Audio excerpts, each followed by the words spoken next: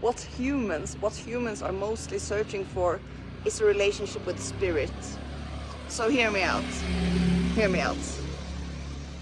We all have this extraordinary longing for something, a longing for order, a longing for balance, a longing for whatever it is, and it's a relationship with spirit.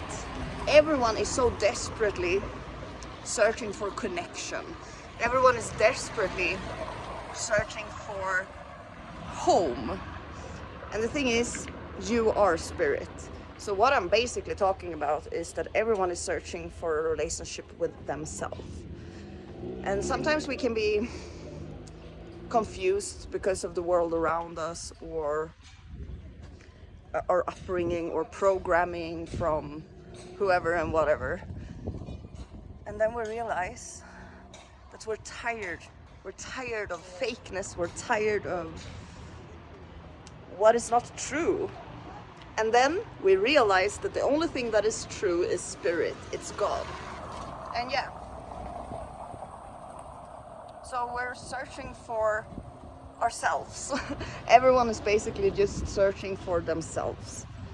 And it's beautiful if we're looking at it. Obviously, yeah, it's hurtful, it's painful, it's sad that everyone is trying to cling to everything else than themselves. People are trying to cling to everything else except God, except spirit. Not everyone. But a lot of people are so desperately searching for love when it's a relationship with spirit, with God. And this is not something that anyone can give to you. This is not something that anyone can even help you with. I mean, we can give guidance and we can give some advice and stuff like that, but it's only our journey. Whoever gives advice, they only know their own journey. They only know what works for them. So no one can really give you the answer because you are the person who has the answers. And we can ask spiritual teachers, or we can read books, or we can study and learn, but when it comes to the matter, it's you. It's always been you. It's always gonna be you. Och när jag säger ett förhållande med spirit, så menar jag inte ett förhållande med vårt sinne. Swedish. I was speaking English before. But when I say a relationship with the spirit, I'm not talking about a relationship with our mind or with our body. I'm talking about our relationship with our soul, our spirit. And not even everyone believes that we have a soul, you know, which, in my opinion, I shouldn't even say what my opinion about that is, but it's crazy, right? I mean, it's sad. It's sad that most people are disconnected from their spirit, disconnected from their soul. And obviously it's not super easy to get connected to your spirit while we have so many distractions in our world. Our world is filled with distractions.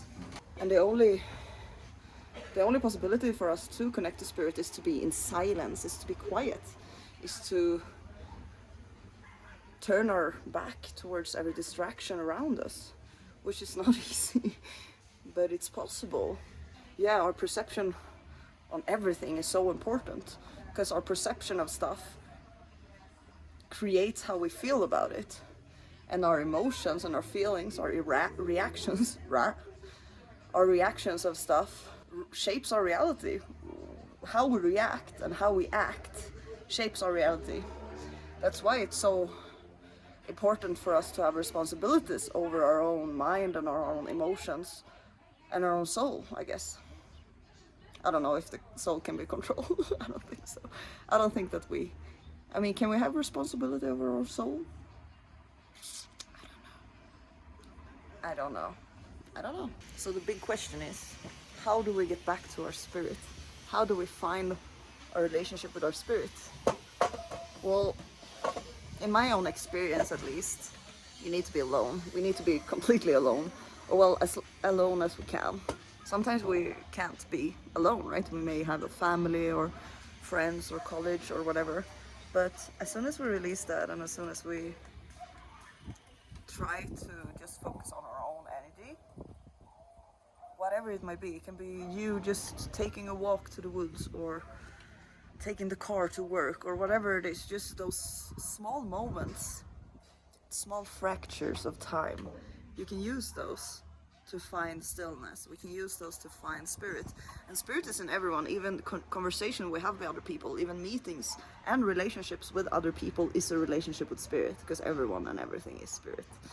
So we don't actually have to be all alone to connect to spirit, because everyone is spirit, right? So, and everything, even plants and animals and nature and mountains and ocean and humans. In my own opinion and my own experience, I would say that in a spiritual sense, I grow much faster and in a much more bigger way when I'm in a relationship, or when I'm in a relationship with a friend. You know, sometimes it's not only romantic, or it can be platonic as well. And I think we're always in a relationship, and we have bigger ones sometimes, and when those connections come to pass, we meet new connections that might have an even stronger influence. And yeah, I just think that I evolve faster while I'm in a relationship, which is weird. Maybe it's because we're shown our ego more. so so when we're in a relationship, whether that's romantic or platonic, we do more shadow work, because we can ignite each other's shadows, but we can also ignite each other's light. So not every connection that we meet do a lot of shadow work. Like we don't always do a lot of shadow work with everyone we meet. I've noticed, for an example, that I've done a lot of shadow work with a few connections in my life, more than I have with others, right? So I don't even know what I'm talking about, as always, but yeah, maybe you don't have to be alone in order to connect to spirit. I don't think you do, but I think that it's easier because it's your own essence, so it's not muddy by other waters. So basically, you connect more to your own emotions while you're alone, and your emotions is a compass to your intuition and to your spirit. If something doesn't feel good, it's usually not good for you. If something feels good, it's usually good for you. And I'm talking about long term and not short term satisfaction.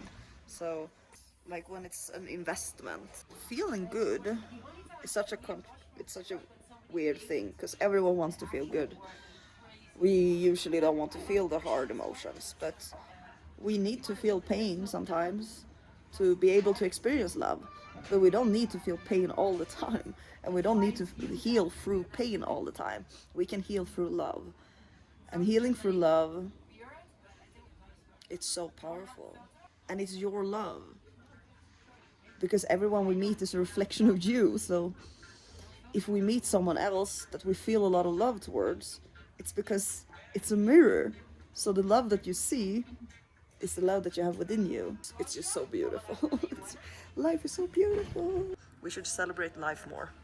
Celebrate that we are alive, celebrate the connections in our lives, celebrate everyone we meet, even a random stranger. And that's all I have to say today. Have a beautiful day. Have a gay day. Subscribe if you want to see more videos. Have a good day. I said it again.